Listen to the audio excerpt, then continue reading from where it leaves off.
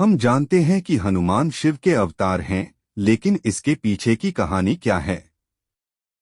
सती की मृत्यु के बाद शिव का हृदय टूट गया। निराशा में वह सती के शरीर को उठाता है, शव को अपने कंधों पर उठाता है और अपना तांडव शुरू करता है।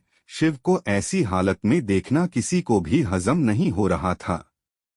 तब नारद विष्णु के पास जाते हैं और उनसे शिव को शांत करने के लिए कहते हैं। विष्णु उन्हें शांत करने के लिए वहां प्रकट होते हैं, लेकिन कुछ नहीं कर पाते क्योंकि शिव को शांत करना और उनके क्रोध का सामना करना संभव नहीं है।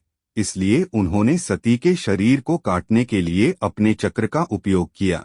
वह इसे उसी समय प्रक्षेपित करता है जब शिव के पैर जमीन को छूते हैं। इस तरह शिव के कदम चक्र की ध्वनि से मेल खाएंगे और उन्हें पता नहीं चलेगा। इस तरह शव 18 हिस्सों में कट गया। वे हिस्से पृथ्वी पर गिरे और 18 शक्ति पीठ बन गए।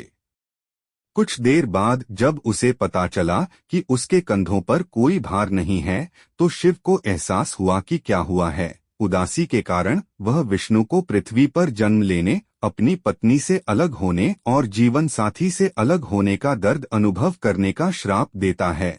इसलिए विष्णु और लक्ष्मी राम और सीता के रूप में जन्म लेते हैं। कुछ देर बाद शिव शांत हो जाते हैं और उन्हें एहसास होता है कि उन्होंने क्या किया है। इसलिए वह विष्णु के पास जाता है और कहता है कि वह श्राप वापस नहीं ले सकता, लेकिन निश्चित रूप से उसकी मदद करेगा और दर्द साझा करेगा। इसलिए उन्होंने वादा किया कि वह विष्णु को उनकी खोई हुई पत्नी को ढूंढने में मदद करने के लिए हनुमान के रूप में जन्म लेंगे। कई लोग इस बात को लेकर चिंतित हैं कि शरीर के कितने टुकड़े किए गए और शक्तिपीठों की संख्या कितनी है। इसकी कोई विशेष गिनती नहीं है और अलग अलग पुराण अलग अलग संख्या बताते हैं। कुछ लोग 18 बताते हैं, कुछ 51, कुछ 108 तो कुछ 3 शक्तिपीठों का भी उल्लेख करते हैं।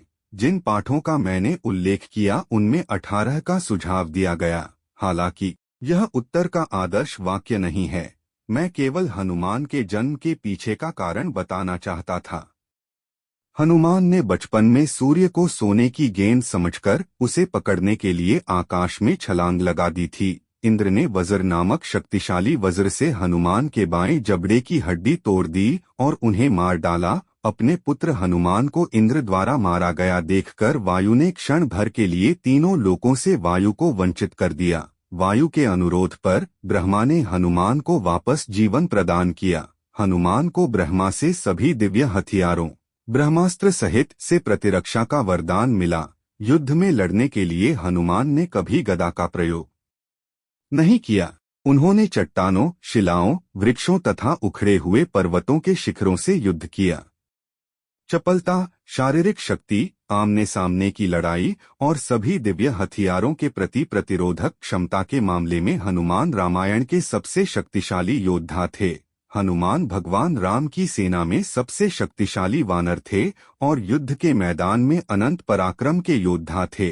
हनुमान एक शक्तिशाली कदम के साथ उछले और थोड़े ही समय में लंका शहर के पास पहुंच गए, जो संभवतः अंगद और सुग्रीव जैसे अन्य शक्तिशाली वानरों के लिए अकल्पनीय था। हनुमान सभी दिव्य हथियारों, ब्रह्मास्त्र सहित से प्रतिरक्षित थे और उन्होंने देवता के हथियार का सम्मान करने के लिए खुद को मेघनाद के ब्रह्मास्त्र के सामने प्रस्तुत कर दिया। हनुमान दूसरी बार ब्रह्मास्त्र के बल का विरोध करने में सक्षम थे जब मेघनाद ने ब्रह्मास्त्र का आह्वान किया और भगवान राम और लक्ष्मण को युद्ध में सबसे आगे आत्मसमर्पण करने के लिए मजबूर किया। रावण के दरबार में अपनी यात्रा के दौरान हनुमान ने अपनी पूंछ से पूरी लंका नगरी को जला दिया था और लंका का कोई भी योद्धा मेघनाद सहित कुछ ही मिनटों में उनके द्वारा किए गए विनाश को नहीं रोक सका। हनुमान ने लंका के बगीचे में रावण के सबसे छोटे बेटे अक्ष, प्रहस्त के बेटे जम्बुमाली, प्रहस्त के अन्य 7 पुत्रों और रावण की सेना के 5 प्रमुख सेनापतियों अर्थात विरूपाक्ष, युपाक्ष, दुर्धरा, प्रघास और भास्कर्ण जैसे शक्तिशाली योद्धाओं को मार डाला। हनुमान ने लंका में युद्ध के मैदान में अकंपन नामक रावण के एक और शक्तिशाली सेनापति को मार डाला। हनुमान ने लंका के युद्ध क्षेत्र में रावण के साथ भीषण युद्ध किया और राक्षस को लगभग मृत्यु के करीब पहुंचा दिया, लंका में युद्ध की समाप्ति के बाद हनुमान को सीता से एक सोने का हार मिला। जब भगवान राम ने सीता से अपने गले से हार उतारने और वानर को सोने के बर्तन देने के लिए कहा। ऋषि विश्वामित्र ने भगवान राम को ययाति को मारने का आदेश दिया था। खतरे को भांपते हुए ययाति मदद के लिए हनुमान के पास गए, जिन्होंने बदले में वादा किया कि वह ययाति को बचा लेंगे।